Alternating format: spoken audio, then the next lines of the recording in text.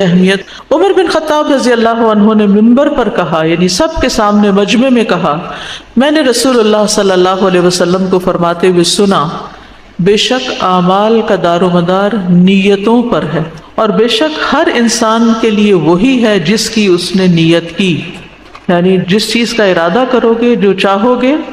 اجر بھی اسی کے مطابق ملے گا۔ یہ حدیث ہمارے دین کی بہت اہم تعلیمات میں سے ہے، یہ دین کی اصل ہے، بنیاد ہے، اور یہ ہر موضوع میں داخل ہے، ہر چیز میں اس کا تعلق ہر شخص سے ہے، چاہے کوئی عالم ہو یا جاہل ہو، بڑا ہو یا چھوٹا ہو، مرد ہو یا عورت ہو۔